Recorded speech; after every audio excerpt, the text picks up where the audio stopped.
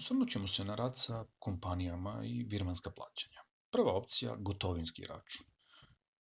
Otvaramo listu artikala, dodajemo proizvode koje želimo da naplatimo, vraćamo se na opciju račun i da bismo dodali firmu sa kojom sarađujemo, idemo na opciju kupac.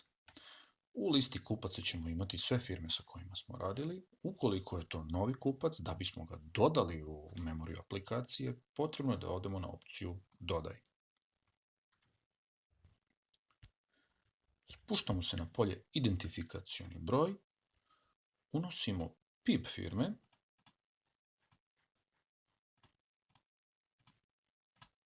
i nakon toga pritiskamo simbol lupe. Ova opcija će sa portala Narodne banke Srbije povući naziv firme, adresu i ostale neophodne parametre kako ne bismo morali ručno da ih unosimo. Nakon toga kupca potvrđujemo. Jednom dodati kupac ostaje u memoriji aplikacije, sljedeći put je dovoljno samo ga odabrati iz spiska ili ga naći putem pretrage, ne moramo ga dodati ponovo. Nakon potvrde kupca vidjet ćemo na osnovnom meniju računa da je taj kupac odabran. Ukoliko je reč o gotovinskom računu, samo pritiskamo taster gotovina.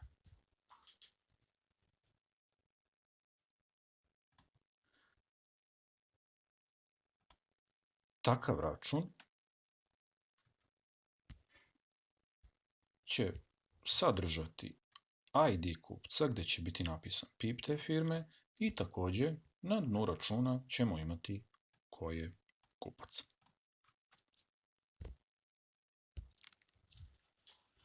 Ukoliko je u pitanju virmansko plaćanje, procedura je slična.